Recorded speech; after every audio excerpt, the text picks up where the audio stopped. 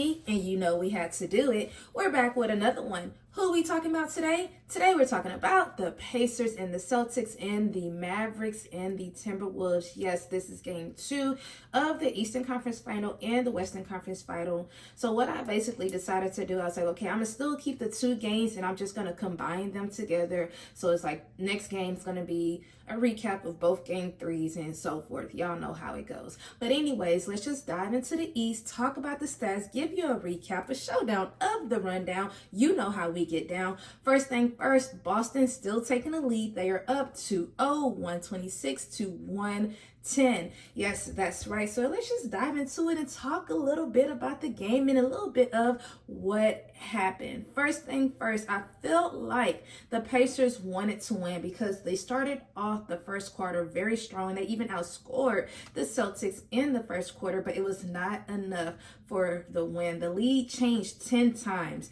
in the first quarter. So I just really, that just shows you like the hustle, the heart, the drive, all of the above that they really wanted it. It just was not enough to win. And I feel like on the Celtics side, they wanted to break the curse. I don't even know if it was a curse. Let's start there. But y'all know how they were saying they've been losing the past 2 series. They lost their game 2. The game 2. So I kind of feel like it was like, okay, we have to win our game 2 this series, this round, and they did just that, and they blew out the Pacers. So let's just dive into some of the stats, and the first person I want to talk about is going to be Siakam, of course, from the Pacers. I've already told y'all he's one of the most consistent players. I told y'all he's already had a history with getting to the finals, so he knows what this is like. He knows how it feels, and he's there to try to support and help out his teammates, but I don't know if it's really enough for the Pacers to just win this full series. But anyways, his stats, he had 28 points, he had 5 rebounds, and the thing about Siakam, and this is how you know that he really wanted to win, because when second half came, they were already down. But when second half came, he was able to get the game basically within 2 points. He had scored 2 2s and then 2 3s, and he cut the lead down. But it's like once that happened, the Celtics kind of like clicked and woke up and was like, okay, not up in here. It's time to go on a 20-0 run. And that's literally what happened. Once they went on that 20-0 run, it was no coming back when it came to the Pacers, because it was like from there, the Pacers missed 9 straight shots before they can even get a basket. And this took them over 6 minutes. Like they went over 6 minutes without making a single shot, no points happening, none of the above. And it's like the Pacers definitely have to come with it. They can't get discouraged. You got to find those open looks, who's open for that shot so they can take that. And then the next person that I want to talk about on the Pacers is going to be Nembhard. And y'all know I may be saying his name wrong, but he ended up finishing. He had 16 points and then 5 assists last night. And he was literally the second leader in line for the Pacers, because Tyrese Halliburton, he left early. He left in the third quarter. Basically, his left hamstring started messing with him again. He only finished the game with 10 points. But even with that, they were saying this is the same left hamstring that basically had him out 10 games back in January, and he may not even be playing in tonight's game. So it's kind of like, this is not a good look when it comes to the Pacers if he misses game 3. But hopefully the crowd, the fans, since they're going to be back at home, kind of like give them back that energy and give them, make them more like be encouraged or whatever and motivated to win game 3. It's like, okay, let's not be down 0-3 now.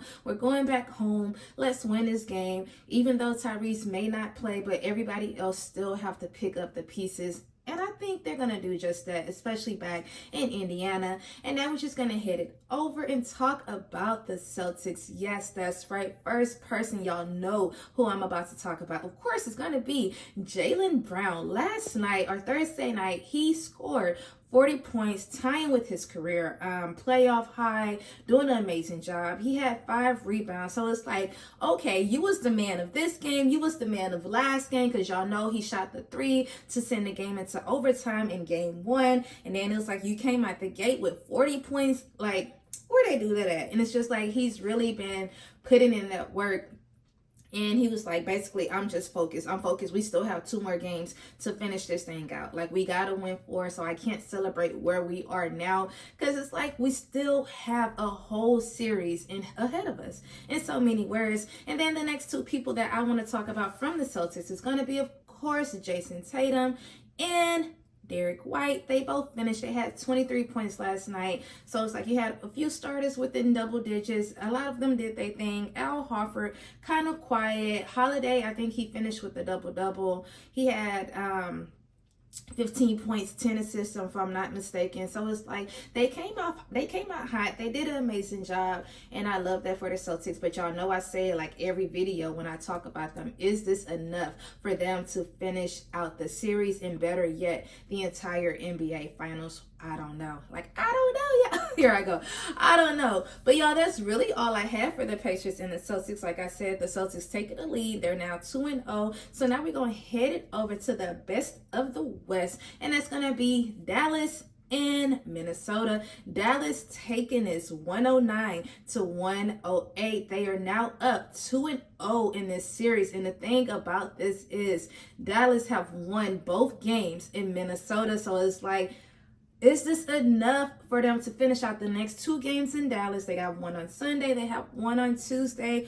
Or will the Timberwolves be like, okay, we got to win at least 1 game there? Like, what's going to happen? And so let's just dive into it. Talk about the game. I don't know if I want to talk about Dallas first or if I want to talk about the Timberwolves first. I feel like Dallas was more exciting when it came to the game. So the first person I want to talk about, of course, is going to be Luka Doncic going off. He had 32 points, 10 rebounds, 13 assists, doing his big one, doing an amazing job, and really just closing out the game. And the reason I say Luka closed out the game because it was 3 seconds left in the 4th quarter last night, and he shot an amazing 3. He had an open look, open opportunity. They were already down. He shot the ball. They got up 1 point, and it was like the rest was history, because it was like there was kind of like out of timeouts. It was really nothing for the Timberwolves to do in the game. In so many words, Reed tried to take the 3. It just was not enough for the Timberwolves to just take that win. But the thing that sucks about the Timberwolves,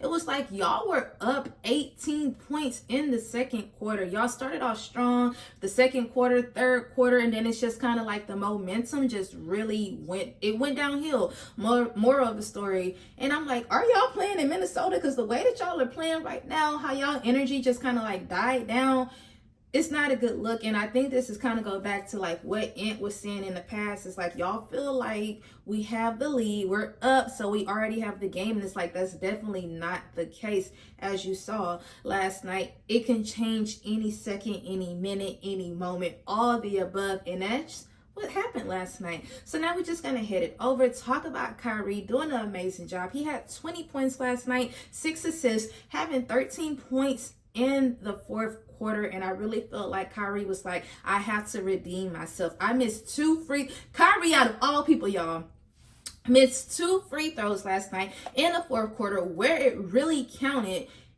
and he didn't make it. He did not make the free throws, but it was like, he was like, all right, I missed these 2, but I'm gonna double back, go ahead, shoot a 3, make this 3, put my team, you know what I'm saying, get us within range, down by 1. And Kyrie literally did that, because it was like at first you had Ant hit the free throw, so it was like 108 to 103. Then you had Kyrie come backdoor, do his thing, hit him a 3. So it was like 106, 108, and then of course Luka finished it off to make it 109. So it was like, you know where you mess up at, and it's like Kyrie, he's like so mentally like involved in the game. So he was like, I have to get my get back, and he did just that. So it's like big ups to you, even just for you to have 13 points in the 4th quarter, and then of course having your clutch 3 last night, and it's just like, kudos to you. So now we're just going to head it over and talk about the Timberwolves. The first person I want to recognize, of course, is going to be Naz Reid. I told y'all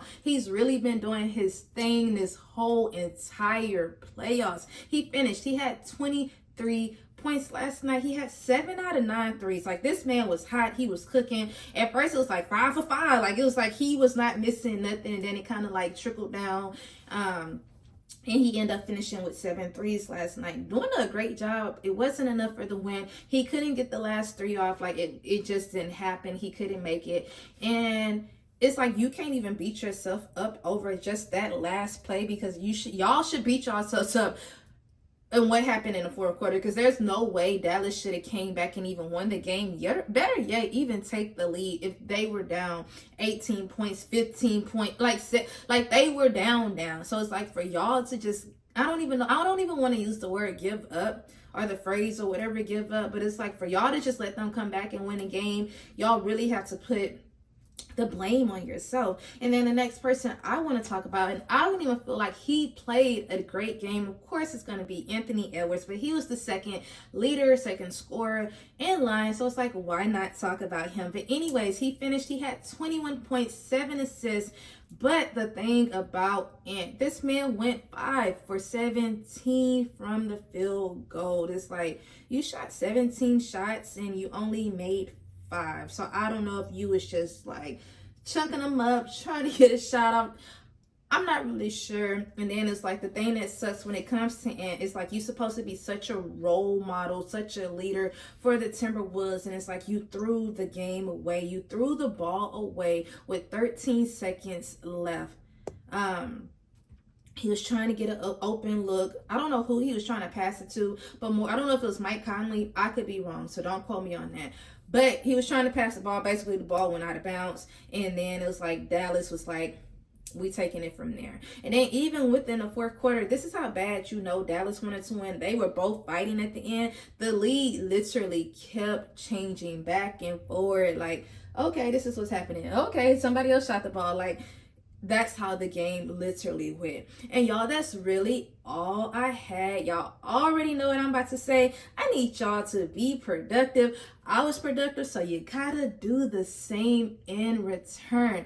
Also, please don't forget to like, comment, and subscribe. And don't forget to turn on your notification bell. Once again, I'm TB. Peace out.